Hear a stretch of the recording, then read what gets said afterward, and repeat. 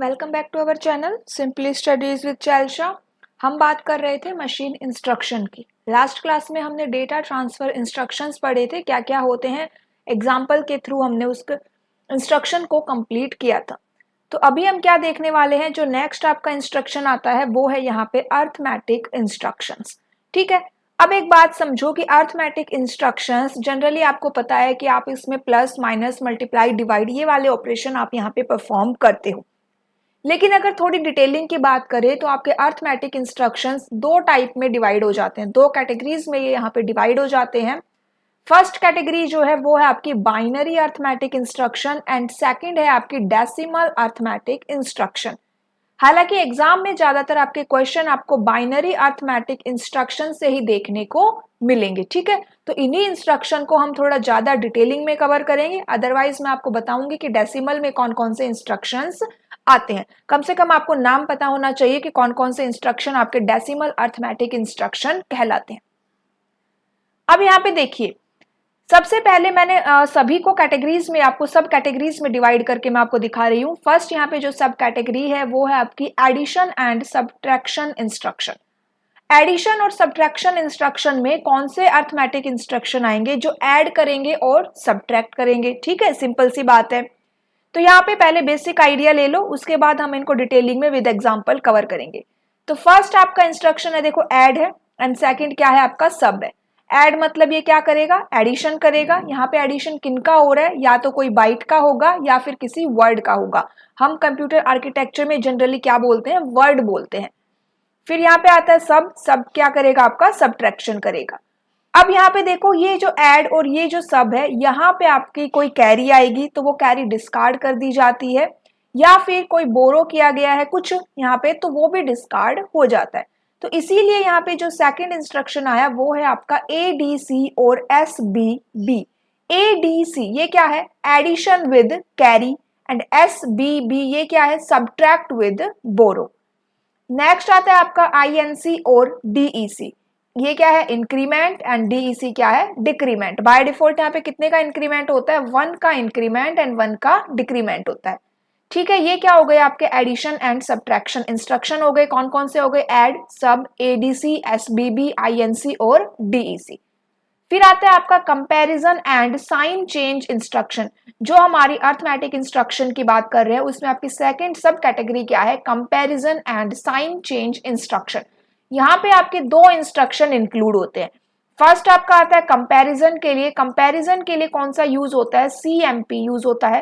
Sign change के लिए हम एक इंस्ट्रक्शन यूज करते हैं, वो है आपका एनईजी। क्या है आपका, एनईजी। तो एनईजी यहाँ पे क्या करेगा, नेगेट, बाइट और वर्ड। इसका मतलब क्या हुआ कि यहाँ पे कैलकुलेट हो रहा है टूज कॉम्प्लीमेंट। जब भी आप नेग इंस्ट्रक्शन को यूज करोगे तो इसका मतलब क्या हो रहा है, टूज कॉम्प्लीमेंट वहां पे फाइंड आउट हो रहा है। फिर आता है सीएमपी। अब सीएमपी जनरली हमें नाम से पता चल रहा है कि भाई कंपेयर करता है बाइट या वर्ड को। इसको थोड़ा सा और डिटेलिंग में समझो, अगर इसके बारे में कुछ और पूछ लिया जाता है तो सीएमपी कंपेयर तो कर रहा है, कंपेयर में एक्चुअली में वो क्या कर रहा है, तो यहाँ पे देखो, ये पहली तो बात, ये सब्ट्रैक्ट कर रहा है। कंपेयर का मतलब यहाँ पे क्या हो रहा है, सब्ट्रैक्शन हो रहा है।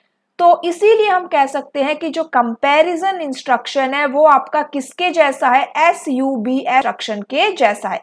जो आपका सब्ट्रैक्ट इंस्ट्रक्शन है ना, उसी के जैसा है।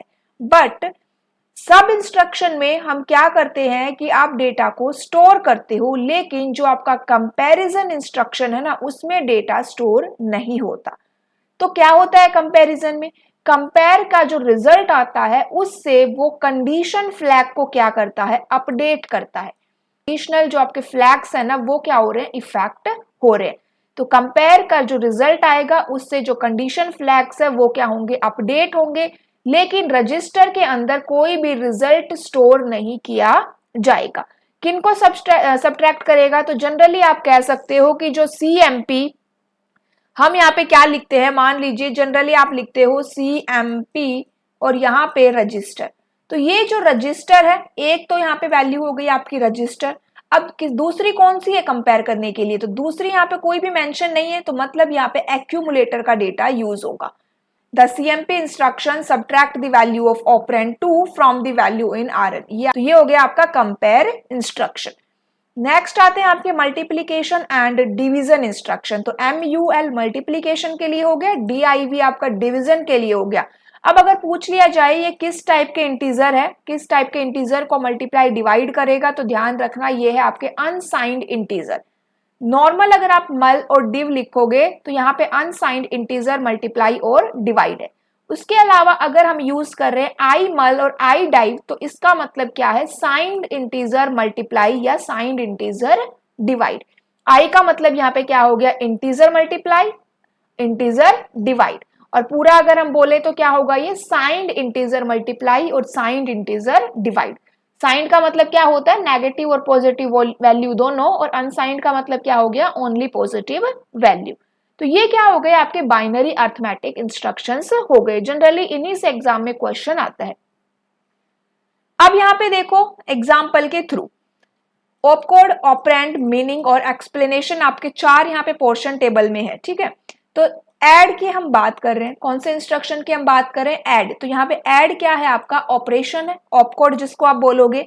ऑपरेंड क्या हो सकता है यहाँ पे, तो आप यहाँ पे ऐड कर सकते हो, रजिस्टर भी यूज कर सकते हो या फिर मेमोरी भी यूज कर सकते हो। तो पहला यहाँ पे ऑपरेंड या तो रजिस्टर हो गया या फिर मेमोरी हो गई। दूसरा ऑपरेंड कौन सा है, दूसरा ऑपरेंड यहाँ पे है आपका एक्यूमुलेटर।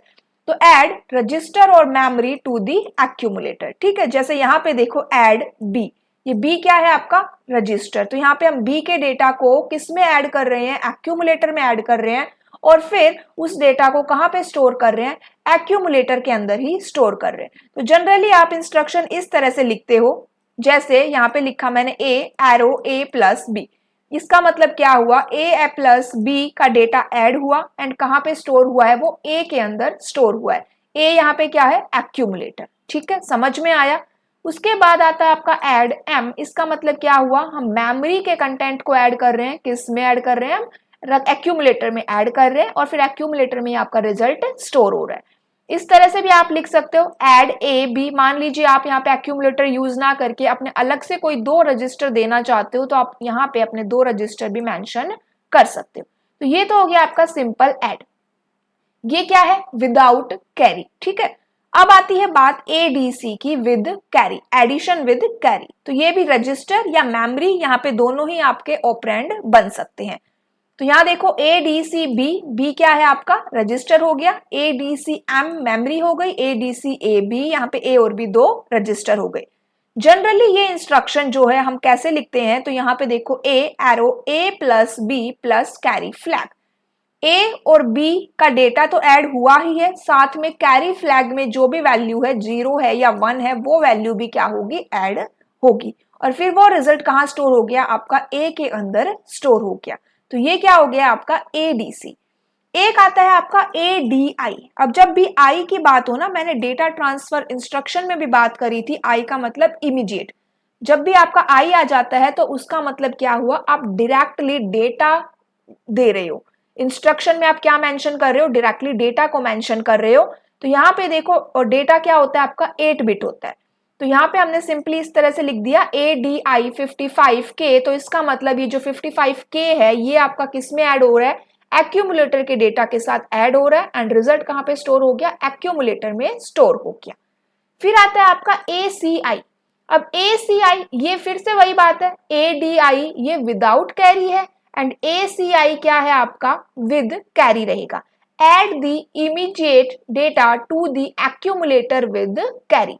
जैसे हमने ऊपर ADC समझा और ऐड समझा, वैसे ही आपका ADI और ACI होता है, ठीक है।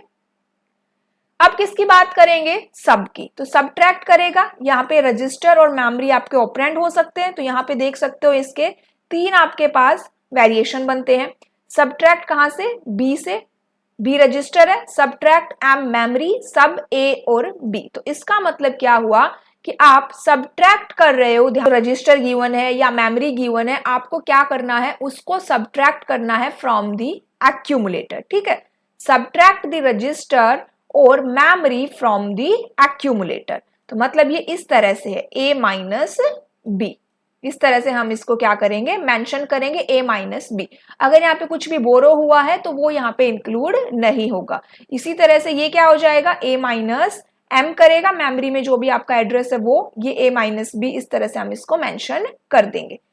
नेक्स्ट आता है आपका SBB, मतलब subtract the source and borrow from the accumulator. तो एक बात यहाँ पे, ये 3 वेरिएशन बनती है, और एक बात यहाँ पे ध्यान रखना कि बोरो फ्लैग नहीं होता है आर्किटेक्चर में, कोई भी बोरो फ्लैग नहीं होता है। अगर यहाँ पे सब्ट्रैक्शन में कुछ भी बोरो हो रहा है तब भी आपका क्या यूज होगा, कैरी फ्लैग ही यूज होगा। बस वहां पे आपका कैरी फ्लैग एडिशन के लिए यूज हो रहा था, अब आपका कैरी फ्लैग किसके लिए यूज हो रहा है, बोरो के लिए यूज हो रहा है। SUI, subtract the immediate from the accumulator. तो यहाँ पे सिंपली हमने क्या दे दिया, 8 बिट डेटा दे दिया, ये विदाउट बोरो है। SBI, subtract the immediate data and borrow from the accumulator, मतलब यहाँ पे आपका कैरी फ्लैग यूज हो रहा है। फिर नेक्स्ट है आपका INR, इंक्रीमेंट द रजिस्टर और मेमोरी बाय 1। यहाँ पे R भी हो सकता है और M भी हो सकता है। जैसे सिंपली हमने यहाँ पे लिख दिया INR R1, मतलब कि R1 का जो डेटा है उसको क्या करना है, आपको 1 से इंक्रीमेंट करना है, और आपका रिजल्ट कहाँ पे स्टोर होगा, इसी रजिस्टर में स्टोर हो जाएगा। फिर आता है आपका INX। अब ध्यान रखना, INR ये क्या कर रहा है आपका, इंक्रीमेंट द रजिस्टर और मेमोरी बाय 1। लेकिन जब आपका X यहाँ पे यूज हो जाता है तो इसका मतलब हम पेयर की बात कर रहे हैं, रजिस्टर पेयर। तो increment the register pair bye 1, ठीक है। उसके बाद नेक्स्ट आपका आता है DCR, डिक्रीमेंट द रजिस्टर और मेमोरी बाय 1। DCX मतलब register pair, decrement the register pair bye 1। फिर यहाँ पे ये जो 2 मेंशन है DAD, यहाँ पे DAD देखो ये क्या है, रजिस्टर पेयर के ऊपर काम करेगा। ये क्या करेगा DAD, add the register pair to HL register, ठीक है। The 16 bit of the specified register pair are added to the content of the HL register। मतलब यहाँ पे आपने जो भी ये रजिस्टर पेयर यूज किया है इसके डेटा को किसके साथ ऐड कर देगा, ये HL रजिस्टर के साथ ऐड कर देगा। ये क्या हो गया आपका DAD इंस्ट्रक्शन हो गया। फिर ये DAA, ये क्या है, ये आपका डेसिमल अर्थमेटिक इंस्ट्रक्शन है, ठीक है। ये क्या है आपका डेसिमल अर्थमेटिक इंस्ट्रक्शन है, इसमें कोई भी आपका ऑपरेंड यूज नहीं होता। इसकी फुल फॉर्म क्या है, डेसिमल एडजस्ट एक्यूमुलेटर। क्या फुल फॉर्म रहेगी, डेसिमल एडजस्ट एक्यूमुलेटर। अब इनके बारे में आगे देखना, ठीक है। उसी तरह एक DAS है, ये भी आपका क्या रहेगा, डेसिमल अर्थमेटिक इंस्ट्रक्शन ही रहेगा। अब यहाँ पे देखो डेसिमल अर्थमेटिक इंस्ट्रक्शन, इनको ज्यादा डिटेलिंग में नहीं करना है, ठीक है, इनसे एग्जाम में क्वेश्चन कम ही आते हैं। तो यहाँ पे 2 कैटेगरीज है या सब कैटेगरीज है, पैक्ड BCD एडजस्टमेंट इंस्ट्रक्शन और एक होता है अनपैक्ड BCD एडजस्टमेंट इंस्ट्रक्शन। ये जो डेसिमल अर्थमेटिक इंस्ट्रक्शन है ये किस पे काम करते हैं, आपके BCD के ऊपर काम करते हैं। इसके अंदर आपके 2 है, एक है DAA और एक है DAS। DAA आपका डेसिमल एडजस्ट करेगा for addition and DAS decimal adjust for subtraction, ठीक है। तो DAA एंड DAS। अब यहाँ पे DAA को समझो, DAS भी आपको समझ में आ जाएगा। The content of the accumulator are changed from a binary value to 4-bit BCD digits. मतलब यहाँ पे कोई एक बाइनरी वैल्यू है, 8 बिट की क्या है, कोई एक बाइनरी वैल्यू है, वो यहाँ पे किस में डिवाइड हो गई, किस में चेंज हो गई, आपकी 4 में चेंज हो गई। क्योंकि आपको पता है कि जब आप BCD एडिशन या BCD सब्ट्रैक्शन करते हो तब आप क्या बनाते हो, 4 का पेयर बनाते हो, है ना। एक तरह से आप समझ सकते हो कि DAA यहाँ पे आपका BCD एडिशन हो रहा है। BCD एडिशन आप करके आए हो ना, जब हम नंबर सिस्टम एंड कन्वर्जन करते हैं तो हम वहां पे BCD एडिशन भी पढ़ते हैं। तो DAA आपकी BCD एडिशन करने की ही एक कमांड है, एक इंस्ट्रक्शन है। तो यहाँ पे क्या होगा कि जब भी आप BCD एडिशन करोगे और अगर आपकी वैल्यू क्या हो जाती है, 9 से ग्रेटर हो जाती है, तो हम क्या करते हैं, उसमें 6 को ऐड कर देते हैं, है ना, और फिर जो रिजल्ट आता है उसको हम स्टोर करते हैं। तो ये क्या है आपका एक BCD एडिशन, BCD एडिशन की तरह ही क्या करेगा, काम करेगा। ये आपका क्या करेगा, BCD सब्ट्रैक्शन की तरह काम करेगा, ठीक है। यहाँ पे डिटेलिंग में लिखा हुआ है, आप देख सकते हो। उसके बाद आता है आपका अनपैक्ड BCD एडजस्टमेंट इंस्ट्रक्शन। यहाँ पे आपके 4 इंस्ट्रक्शन रहेंगे, इनकी फुल फॉर्म देख लो। AAA ASCII adjust after addition, ASCII adjust after subtraction, AAM ASCII adjust after multiplication, AAD ASCII adjust before division, ठीक है। तो ये क्या हो गए, हमारे अर्थमेटिक इंस्ट्रक्शंस हो गए। समझ में आया? कोई भी डाउट हो कमेंट करके पूछ सकते हो, ठीक है। एंड क्लास अच्छी लगे तो जरूर शेयर करना। फिर हम किसकी बात करेंगे, हम बात करेंगे लॉजिकल इंस्ट्रक्शंस की। लॉजिकल इंस्ट्रक्शंस, अब देखो हम बात क्या कर रहे हैं एक्चुअली में। अभी हमने क्या डिस्कस किया, अर्थमेटिक इंस्ट्रक्शंस। अब हम क्या कवर करेंगे, लॉजिक इंस्ट्रक्शंस, एंड साथ में ही हम शिफ्ट इंस्ट्रक्शंस को भी यहाँ पे कवर करेंगे, ठीक है। Logical and shift instructions. And ये जो तीनों इंस्ट्रक्शंस है ना, arithmetic instruction, logical instruction, shift instruction, ये एक्चुअली में आते हैं आपके डेटा मैनिपुलेशन इंस्ट्रक्शन में। तो अगर कोई हमसे पूछे कि डेटा मैनिपुलेशन इंस्ट्रक्शंस को डिस्क्राइब करो, उनमें कौन कौन से आते हैं, तो आपके क्या क्या आएंगे, अर्थमेटिक इंस्ट्रक्शंस आएंगे जिनकी हम बात कर चुके हैं, लॉजिकल इंस्ट्रक्शंस आएंगे और शिफ्ट इंस्ट्रक्शंस आएंगे। तो ये लॉजिकल एंड शिफ्ट इंस्ट्रक्शंस भी बोल दिया जाता है, या फिर अर्थमेटिक एंड लॉजिकल इंस्ट्रक्शंस, इस तरह से कंबाइन करके भी इनको बोल दिया जाता है। तो अब यहाँ पे समझो इनका बेसिक क्या डिफरेंस है, क्या इनका आइडिया है। लॉजिकल इंस्ट्रक्शन को आप जनरली कहाँ पे यूज करते हो, आप यूज करते हो डेटा एनक्रिप्शन में, डेटा मास्किंग में, उसके अलावा कंपैरिजन में हम यूज करते हैं, डिसीजन मेकिंग में हम यूज करते हैं इन इंस्ट्रक्शंस को, ठीक है। तो यहाँ पे जो सबसे पहला इंस्ट्रक्शन आपका आता है वो है नोट। नोट, या फिर आप इसको बोल सकते हो कॉम्प्लीमेंट इंस्ट्रक्शन। हम इसको क्या बोल सकते हैं, कॉम्प्लीमेंट इंस्ट्रक्शंस भी बोल सकते हैं, CMA। ये क्या है आपका कॉम्प्लीमेंट इंस्ट्रक्शन है, इसको हम आगे डिस्कस करेंगे, ठीक है। तो यहाँ पे कॉम्प्लीमेंट इंस्ट्रक्शन या नोट इंस्ट्रक्शन एक ही बात है। क्यों? क्योंकि कॉम्प्लीमेंट का मतलब क्या होता है कि आप 1 को 0 में चेंज कर रहे हो, 0 को 1 में चेंज कर रहे हो। एंड नोट क्या करता है, नोट भी यही काम करता है ना। वहां क्या कर देता है, जो ट्रू को फॉल्स में, फॉल्स को ट्रू में, 1 को 0 में चेंज कर देता है। तो यहाँ पे नोट और कॉम्प्लीमेंट इंस्ट्रक्शन ये हो गया। सेकंड क्या है आपका एंड। देखो जब हम C++ लैंग्वेज, पाइथन लैंग्वेज ये सब डिस्कस करते हैं, तब भी हम वहां पे पढ़ के आए हैं। या फिर हम बात करें कि जो हमारी डिजिटल इलेक्ट्रॉनिक्स है, उसमें भी हमने पढ़े हैं कि नोट, एंड, और, एक्सोर, ये सब क्या होते हैं। तो वही आपका सेम जो वहां पे फंडामेंट आपने अपना आइडिया लगाया है, वही आपका सेम आइडिया यहीं पे लगता है, सेम कॉन्सेप्ट यहाँ पे आपका यूज होता है। कि नोट क्या कर देता है, रिवर्स कर देता है। एंड क्या करेगा आपका, जब दोनों बिट सेम होगी तब आपको रिजल्ट में क्या देगा, 1 देगा। और क्या करेगा आपका, जब सिंगल कोई एक इनपुट भी 1 है तो उस पे क्या दे देता है, ये 1 दे देता है। एक्सोर क्या करता है, डिफरेंट बिट पे 1 देता है और सेम बिट पे 0 देता है। मतलब 0 1 पे ये 1 देता है, 1 0 पे भी 1 देता है। तो ये 4 तो हमें पता है ना। इनको हम काफी अच्छे से डिस्कस कर चुके हैं पहले भी काफी क्लासेस में। टेस्ट क्या करता है, तो यहाँ पे टेस्ट जो फंक्शन है वो आपका एंड की तरह ही काम करता है। बस डिफरेंस क्या है कि एंड में आपका रिजल्ट स्टोर हो जाता है रजिस्टर में, लेकिन टेस्ट में हम रिजल्ट को स्टोर नहीं करते। तो फिर आप टेस्ट कब यूज करोगे, अगर आपको चेक करना है कि आपका ये जो वैल्यू है, गिवन वैल्यू, वो इवन है या ओड है, तब आप यूज कर सकते हो टेस्ट इंस्ट्रक्शन को। फिर आपके आते हैं आगे शिफ्ट इंस्ट्रक्शंस। तो यहाँ पे SHL और SHR, ये क्या है आपके logical shift rotate instruction left, logical shift rotate instruction right. SAL और SAR अर्थमेटिक शिफ्ट लेफ्ट और arithmetic shift right. ROL ROR rotate left और रोटेट राइट। RCL RCR ये क्या है, rotate left with carry, rotate right with carry. तो ये क्या हो गए आपके शिफ्ट एंड रोटेट इंस्ट्रक्शंस हो गए, ठीक है। तो जनरली हमसे इसके बारे में पूछ लिया जाता है कि आपका ये इंस्ट्रक्शन क्या करता है, ये इंस्ट्रक्शन क्या करता है। तो आपको अगर इसकी डेफिनेशन पता है कि भाई logical shift rotate instruction left है ये, तो आप इसमें ऑप्शन को भी टिक कर सकते हो कि कौन सा ऑप्शन आपका करेक्ट रहेगा। अब यहाँ पे जनरली इनके बारे में थोड़ा सा और जानते हैं हम।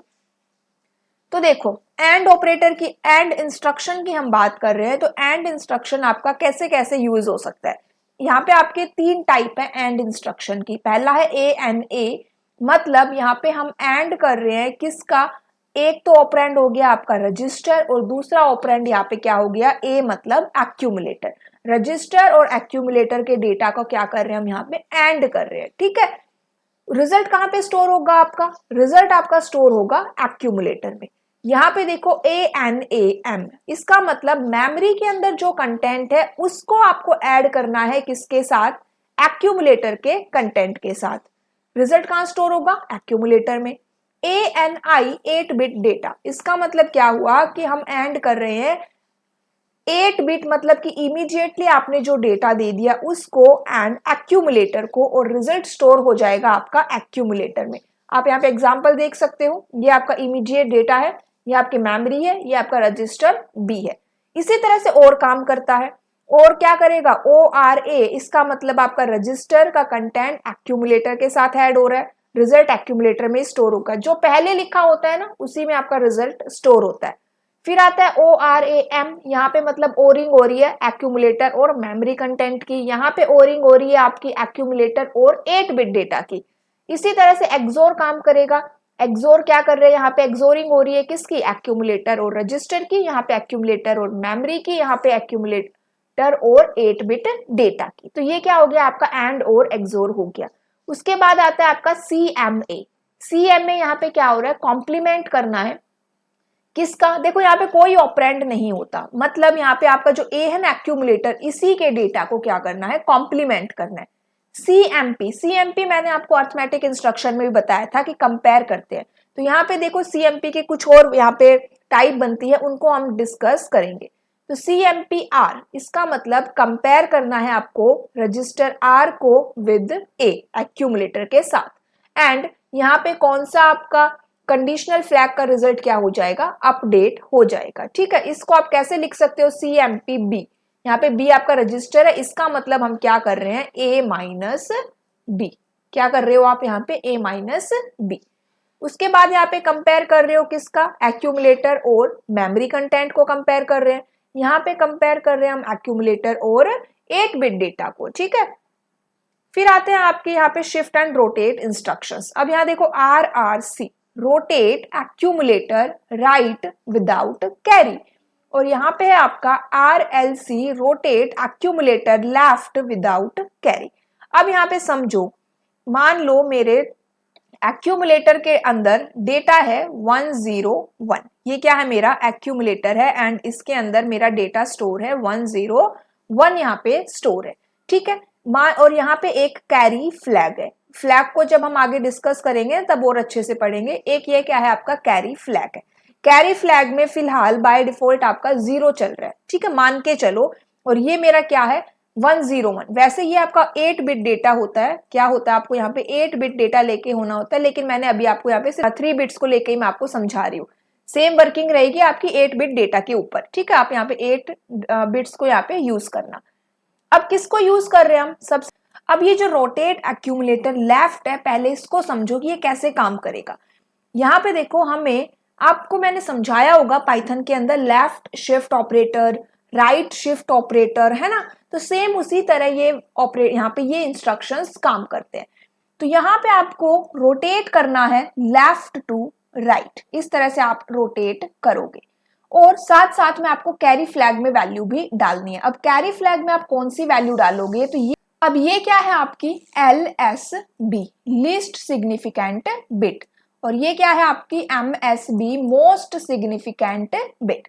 तो रोटेट लेफ्ट के अंदर हम क्या करेंगे, MSB टू LSB रोटेट करवाएंगे, बिट को शिफ्ट करेंगे, साथ में आपको कैरी फ्लैग में वैल्यू अपडेट करनी है। ये कैरी फ्लैग की वैल्यू हालांकि बाद में यूज नहीं होगी हमारी, लेकिन फिर भी हम यहाँ पे क्या करते हैं, अपडेट करते हैं। तो यहाँ पे देखो कैरी फ्लैग में आपको वो वैल्यू डालनी है जो आप MSB टू LSB शिफ्ट कर रहे हैं।